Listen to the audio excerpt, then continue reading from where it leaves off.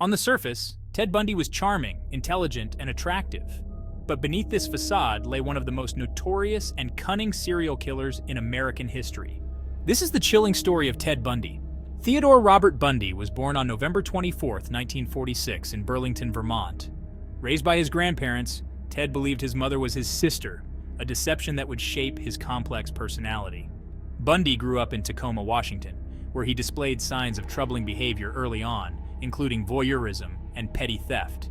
Bundy's criminal activities escalated in the 1970s, while he was attending the University of Washington. His first confirmed attacks began in 1974, targeting young women in the Seattle area. Luring victims with his charm and a fake injury, he would incapacitate them before committing his heinous acts. Bundy's killing spree spanned several states, leaving a trail of terror from Washington to Utah, Colorado, and eventually Florida. His victims were typically young, attractive women with similar physical features, leading investigators to recognize a pattern. Among his known victims were Linda Ann Healy, a college student abducted from her home, and Georgian Hawkins, who disappeared while walking down an alley near her sorority house. These early crimes baffled law enforcement as Bundy meticulously covered his tracks. Let's delve deeply into the story of Ted Bundy's abduction and murder of Kimberly Leach, a 12-year-old girl, which remains one of the most harrowing episodes in his crime spree. Kimberly Diane Leach was a bright and popular 12-year-old girl from Lake City, Florida. She was a cheerleader, known for her vivacious personality and infectious smile. On the morning of February 9, 1978, Kimberly's life took a tragic turn. Kimberly arrived at Lake City Junior High School as usual. During her second period physical education class, she realized she had left her purse in her homeroom. She asked her teacher for permission to retrieve it, and her teacher agreed. As Kimberly walked through the school grounds to her homeroom, she vanished. Ted Bundy, who had recently escaped from prison in Colorado and had been hiding in Florida, was prowling the area.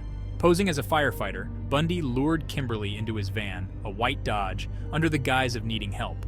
Once she was inside, he overpowered her and drove away. When Kimberly failed to return to her class, her friends and teachers began to worry. A search was quickly organized, and by the end of the day, local law enforcement was involved. The community was in shock. A young girl had disappeared from a place where she should have been safe. Witnesses reported seeing a white van in the area, and some even saw a man leading Kimberly into the vehicle. These descriptions provided critical leads, but Bundy remained elusive. It wasn't until April 7, 1978, nearly 2 months after her disappearance, that Kimberly's body was found. A group of searchers discovered her remains in a small shed near Suwannee River State Park, about 35 miles from her school. The scene was grim. Kimberly's body was decomposed, but it was clear she had been brutally assaulted and murdered. Bundy had abducted Kimberly, taking her to a secluded area. There, he sexually assaulted and murdered her, likely strangling her to death. The exact details of the crime are harrowing and deeply disturbing. Bundy's behavior exhibited a calculated cruelty. He targeted a vulnerable young girl, exploiting her trust and innocence.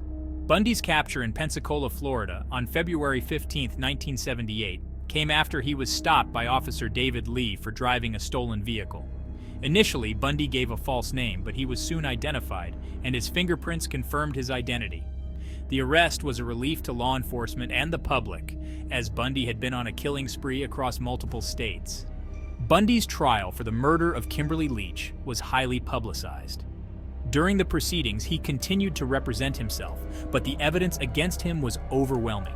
The prosecution presented physical evidence linking him to the crime, and witnesses testified to seeing him with Kimberly on the day of her disappearance. A particularly damning piece of evidence was the presence of fibers from Kimberly's clothes in Bundy's van, and vice versa. The emotional toll on Kimberly's family and the community was palpable during the trial, and Bundy's attempts to manipulate and charm the jury fell flat. The verdict and execution. On July 31, 1979, Bundy was convicted of the murder of Kimberly Leach and sentenced to death. The brutality of the crime, combined with Bundy's lack of remorse, led to widespread support for his execution. On January 24, 1989, after years of appeals and legal maneuvers, Bundy was executed in the electric chair at Florida State Prison. His death marked the end of a horrifying chapter in American criminal history, the aftermath.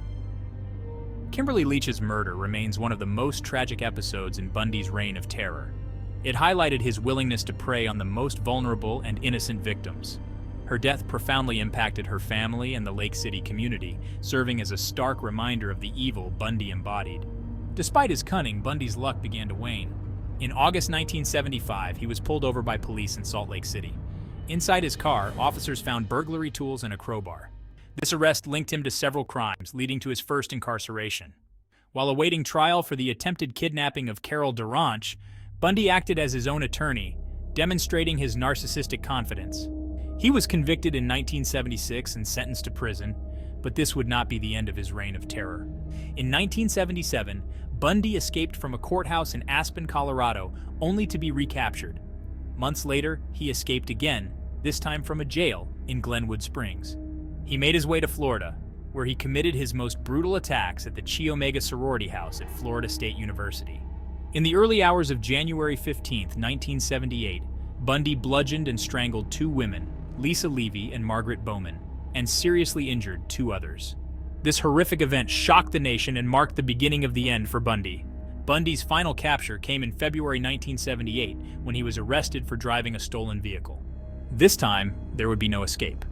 Bundy faced multiple trials representing himself with grandiosity. Despite his efforts, he was convicted and sentenced to death for the murders of Lisa Levy and Margaret Bowman. His trials were media spectacles, with Bundy maintaining his innocence while manipulating the court and media. In 1980, he was sentenced to death for the Kimberly Leach murder, sealing his fate. After nearly a decade on death row, Ted Bundy was executed in the electric chair at Florida State Prison on January 24, 1989. In his final hours, he confessed to over 30 murders, though the true number of his victims remains unknown. Bundy's story is filled with chilling details. Few know that he once worked at a suicide hotline alongside true crime writer Ann Rule, who later penned The Stranger Beside Me. Bundy also helped law enforcement create a profile of the Green River Killer, showcasing his deep understanding of criminal behavior. Ted Bundy's life and crimes continue to fascinate and horrify the public.